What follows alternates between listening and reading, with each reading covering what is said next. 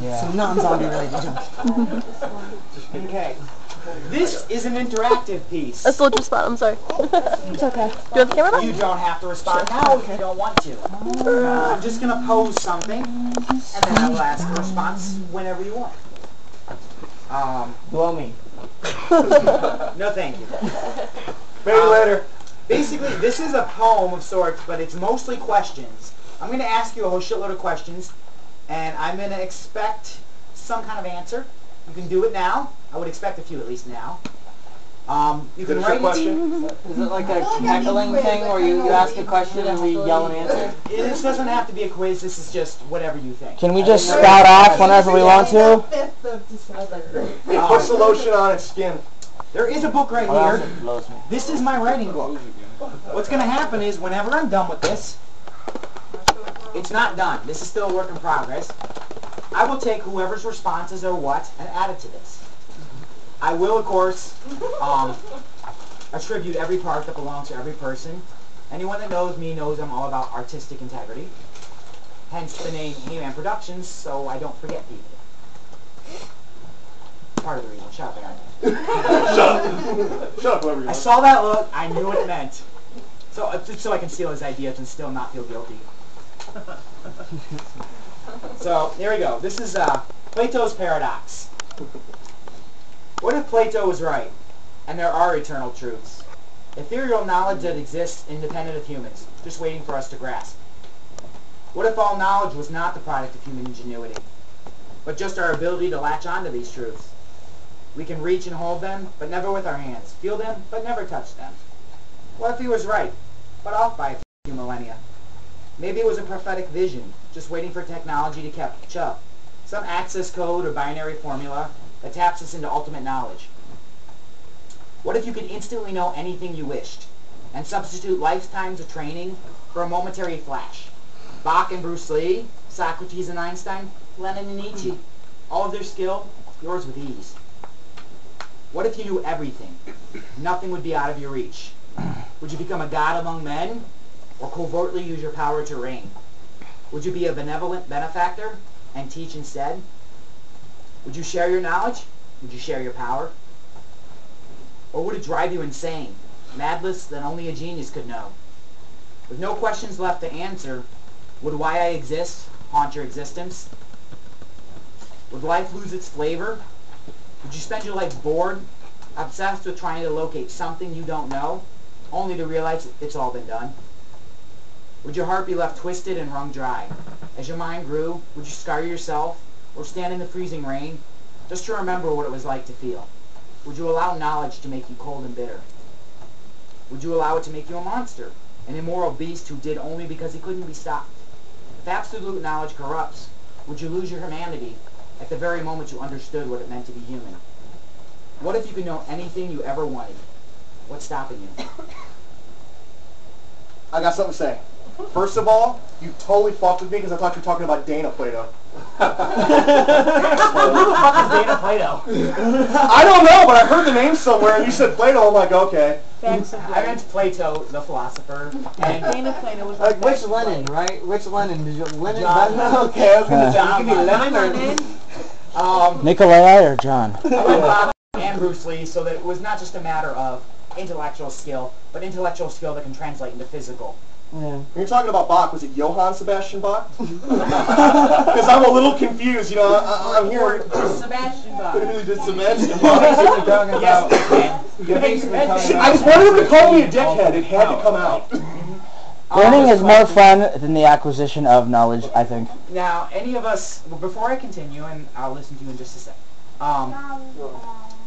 we've all, at our school, have pretty much mostly attended the Socrates Cafe, where all you really do is ask a bunch of questions. So that's basically what I've And done. listen to a bunch of idiots. Yeah. Which at least this room was a little bit called, This we room called has a the higher herd concentration of intelligence. higher concentration of intelligence. But, Yeah. so I asked you a whole shitload of questions. Now give me the answers. If I had no 42. access of information, if I could not progress any further than where I was, and I was quote unquote perfection, I would create a race of lesser beings to live vicariously through their ignorance. Would An this experience knowledge like allow you to do that, to create people? You said perfect knowledge. Okay. All right. Well, maybe that's what God did. You said something about spreading, and the first thing. So then maybe what happened then was But evil ones. whoever God is was a man in the previous universe and came to this level. Mitch, go ahead. Okay, I would say that if I were able to have all knowledge, I think, as Edgar Allan Poe argued in The Power of Words, I forget the names of the two quote-unquote angels or whatever that argue, and they say that to have all knowledge would be kind of depressing. So there has to be at least something that God himself doesn't know, at least according to that story. So I think that I love learning, but when I learn something, it's like an insatiable lust just takes you over with learning, because you always want to learn more and you always want to learn more. Right. So if you got to the point where there's nothing left to learn, then what's the value in existence? Yeah, you know everything, but who cares? You have nothing more to learn. That's the point. Well, then you share. What I didn't get is I got two different impressions at two different parts. At one part, I got the impression that everyone had perfect knowledge, and then I got the impression that you're speaking specific to the listener. I intended to speak to just one person, to apply it to yourself. I had got that impression. Okay? I did too. It seemed like the whole world was going to be... The whole world would have all this knowledge? Yeah. At the beginning, that's... No, at the beginning, at the beginning, it's like anybody can have it, but then you focus it and say, okay, one person. What would you do with it? Who has it? Or how would you acquire it? What would you do with it? So you started to be specific with an individual What would be the difference in implications then? If everybody had this knowledge, would it be any different than if just one person had all this knowledge? Yes. Of course it would. Yes, because then we'd be the Borg. Well, let's say this one person had all this knowledge, right? And as I asked several times ago, would you spread and teach and all that? Yep. Would you then allow everyone else to have that knowledge that you have? No, I would be a Muppet pastor. Yes. No Muppet pastor. No, Aaron, go ahead. Tell me what you were saying. No, he just said Muppet pastor. I said he didn't agree into religion. Could absolute knowledge be considered a religion? Is that how many people define God? Possibly have absolute knowledge considering the based on perspective. Unless there is some outside extra force that did create everything, and that would be the alternate perspective, because it would be from the creator's perspective. Well, rather than that's from part the of Plato's created philosophy, which links itself. It doesn't link itself. Christians adopted a lot of it. Duh. But, Right. it's right. Let me. No, right after you're done. Yeah, as soon as I finish. Is that there's just these truths sitting out there, that knowledge is something separate of the human mind, and that when we come to know knowledge, we grasp one of these things that already exist, that this knowledge exists independent of us. Yes, because the chemical components of, say, gold existed long before we knew anything about how to divide it down to its smallest parts. Yes. So you say that translates to science. Why wouldn't it? Explain. Well, we all had DNA before, 50 years ago, before we knew DNA existed. We still had it. So yes, there is existence outside of knowledge, because... There is knowledge outside of existence?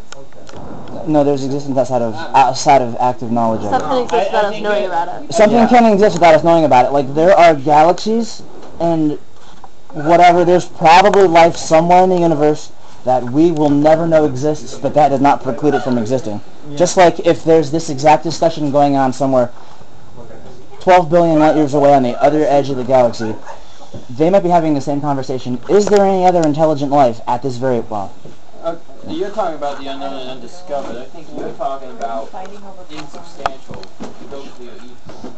I was, because I felt that's how Plato was describing it. But this conversation can go anywhere. But he was not necessarily an existential philosopher. He was a little bit more of a... substances? Yeah, he was a materialist philosopher, but not in the acquisition of things, but in a this reality versus some sort of unknown extra-dimensional sort of Can you hold knowledge somehow? Can you actually touch tableness somewhere? I can touch the result of knowledge. This is Can you the... touch knowledge itself? No, of course you can. So you couldn't necessarily, if in Plato's time, go ahead. Here's the problem. One, in Plato's view, I mean, you're going basically directly from the world of forms, philosophy he had. And in his view, in a sense, he sort of fulfills a Maslow / Carl Rogers kind of psychology thing of saying that, there's some sort of perfect circle thing that exists, but you can't ever really get the perfect circle in the physical reality. Yeah. It doesn't mean that you don't necessarily draw from the idea of the circle, but you can't get that. No matter what you do, you can't get that. Yeah. And that's... And so I can see where you're coming from with this, because, I mean, science, in a sense, does sort of draw from these sort of abstract, perfect absolutes, kind of, in a sense. You try to create, and then we would create something that's lesser, obviously, in the end. Well, of course. Science creates technology right the other way around. Okay. Yeah. I think both of them actually probably feed off of each other. So he mentioned a word. He said absolutes. One, is absolute knowledge possible? Two, if it were, no. What? I think it exists. I don't think we're ever gonna know. For the individual, To know infinity? don't care how good or pleasant you are, that's you'll what it end would up be, being is to that know house infinity. of physical, material pleasures in this world that just knowledge alone isn't going to bring. Aaron, do you have anything? You look like you were thinking. Okay. Just See, he admitted he doesn't think. If it would drive you crazy, or if you basically would want that extra power. I imagine if you had all that knowledge, you would know how to get rid of it if you didn't want it, right? I suppose you would, but would you want to? Once having it, would you ever want to let it go? If it was driving Are you you crazy kidding? and you wanted to Think die, about some of the superheroes that exist in the comics. They all of a sudden experience this vastly overwhelming either power or knowledge or whatever, and at some point or another, it drives them absolutely crazy. Where some of them are driven over the edge, and some of them are able to harness it and utilize it. vigilantes. Well, right. But if it's just like with anything else. Some people can handle more of fill in the blank than somebody else. That's just part of our either intellectual, physical, or emotional capacity. Some people have more than others. If any one of us was to actually be able to have a conversation more or less in person with God, any one of us would consider him crazy. You would be very neurotic. To us, because we do not possibly have the ability to comprehend his mind. But Well, see, here, what was And that? that's why they say insanity and genius is a thin line. What was that because movie? And there was a play called Proof with the mathematician. You guys never seen that? Nope. Yeah, I've heard of it. Actually, the Art Center just did it. Yeah, not too long ago. And he's a mathematician. Well, in his dying days, he actually discovers this formula for I don't know what for. God knows it's math. Give me a minute to finish this up. And nobody thinks that he did, but he did. But he actually did. It kind of he left a shit ton of notebooks. messed with his head. Yeah, math will do that. Yeah, well, math does that anyway. I love math, by the way. Thank you. I do Yeah, too. I You're ripping on my math. but And it's gonna suck that you make like this many generals and you got a 4 in a place where it's supposed to be a 2. And Well, Bertrand Russell and Alfred Whitehead spent, 30-odd years writing Principia Mathematica trying to redefine mathematics, and after 30 years of trying to do that, they were ultimately shown to basically have failed. So they spent 30 years researching something pretty serious. Wow. And they were both extremely intelligent men, and they just weren't able to do it.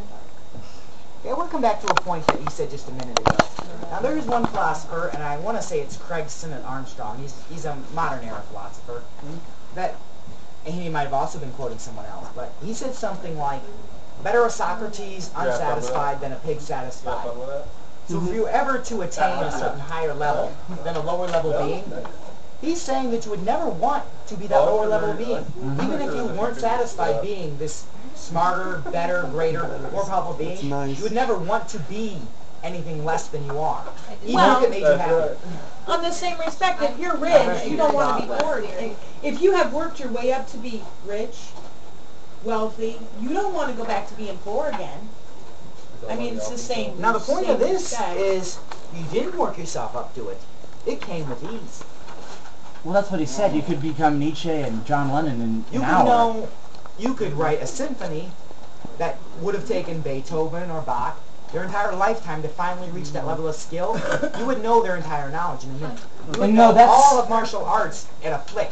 All it would be a matter of is your choice. Hey, wait. Then what's the point? It's the Matrix. Yeah, right. Yeah. But I was going to say this, and it kind of slipped my mind, so I'm glad that you said that.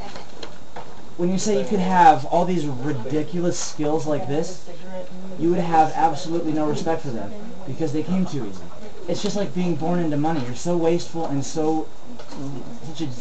a lot of rich kids are just a waste of life because they've never ever had to struggle. And it's the same thing with, if all of a sudden tomorrow I was the best musician that's ever existed, I wouldn't really care that much because I didn't have to work for it. It wasn't something that I really put blood, sweat, and tears into, to be cliche. Really invest yourself into to actually acquire it. I'm sorry, Jen. Go ahead. I don't think that's necessarily true, because even if you do instantaneously gain all knowledge on a given subject, for example, let's say martial arts. For example, if I was to gain perfect knowledge right now, I couldn't do any of them, even if I was perfect on them. I'm physically unfit, I'm not coordinated, I don't have the precision and whatnot. I could teach you to be the master martial artist if you are physically fit for it. I can hone you, but I personally do not have the ability to do that.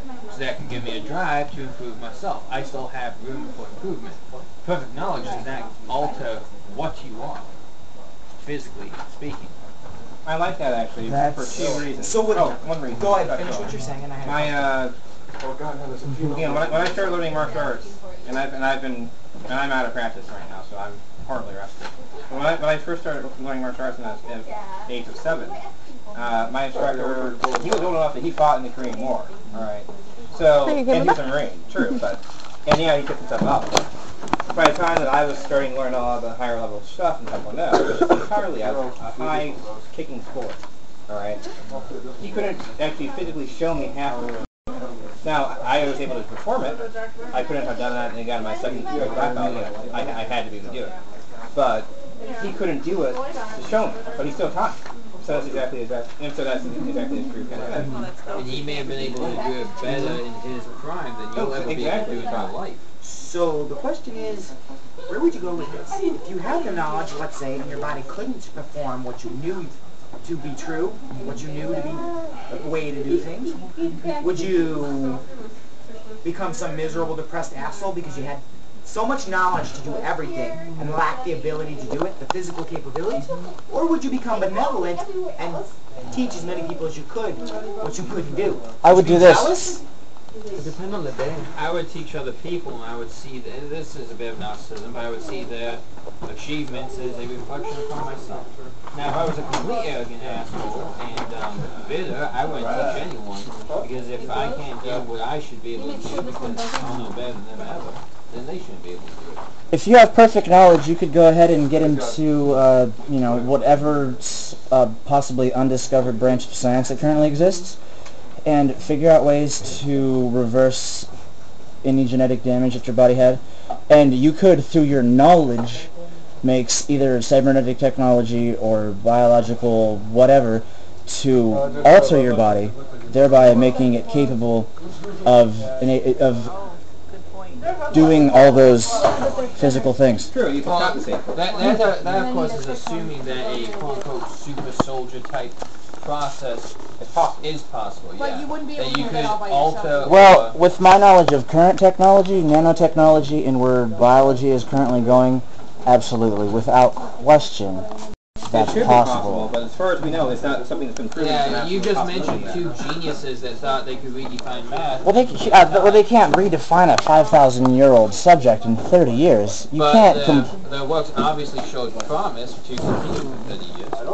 They showed promise to themselves. I'm not saying you're wrong. I don't know that, and some of the things that they did prove actually did push forward math, which ironically some of the things that they proved were then able to be used later on to disprove their end result. Same problem. Well, he had He had this idea that the universe had always existed, must always exist, etc. I mean, he wanted it to be perfect because it reflected his view on, religion and spirituality. But every single advancement he gets, just proves that more and more and more and more, and then he dies a very unhappy man. Yeah. Here's a question I had. If you had perfect knowledge, how would you go about that in, assuming that you progressed in a scientific field or something of that nature, how would you go about saying, I have perfect knowledge, I can do all this? You could succeed in anything that required only the knowledge.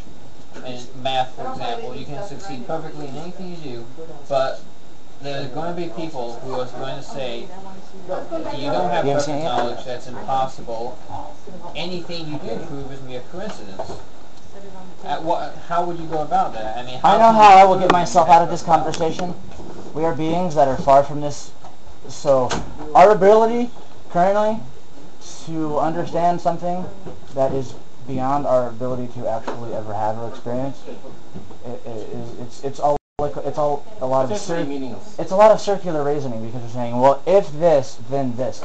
If I could sprout wings, would I fly to the moon?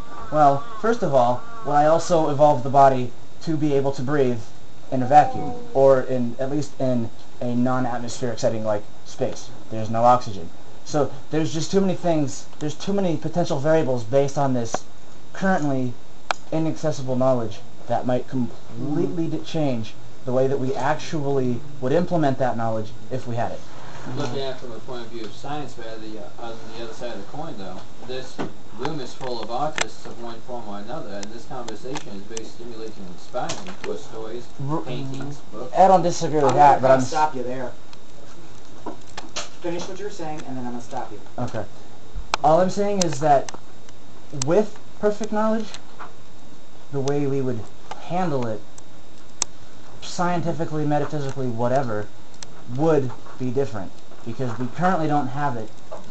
So just like our understanding of something mundane, like say that you don't know Finnish, the language. Like you don't know what you will do with it until you have it. Right. You don't know how to drive that car, that particular car, until you have it. You need to learn all the features of it. You can't talk about, well, this is what I would do with the Jaguar if I owned one. Well, how do you know? Unless you've studied it, or have you actually driven one, or even owned one, you can't know what all the functions are. So until you have that knowledge in your hands or mind or books or whatever, then you can't know for sure how you would implement it, because it will be different when you have it, because you will know more. Yeah, that's a very good point. Okay. Wow, that took forever. Wow. But that was interesting. Awesome. That was So, awesome. this is called Plato's paradox. I am not writing anything else to that. I expect everyone who wants to finish it. So there is that. I can give you more copies. There is some scrap paper. There is my actual writing notebook. Please put your name by anything you write. If you have any thoughts on this, please write it down. I just Aaron? gave you a bunch of thoughts. Now I gotta go. Well, it's also on tape. Aaron, if for some reason you have any thoughts on this, like I said, I'm not finishing this piece. Brian, he already said he wasn't thinking. He was just listening. Yeah. I know Aaron has thoughts. He's lying. If you have any more thoughts, I would like people to finish this for me. So basically, I'm being lazy. He's like, I'm lazy. No. Alright. No, I don't know how to answer these questions. Well, I don't think anybody here does, really. Exactly. That's the point. Okay. It's a paradox, isn't it? Well, kind of. Doesn't matter how you answer the damn thing, you're going to be wrong one way or another. You're damned if you do and you're damned if you don't. So, there's lots of paper. You can either do it now, you can do it later, but eventually this will be a collaborative piece. All I ask is that you put your name by your piece so I know who did what, so I can properly identify whose material is whose. Alright, who's up next?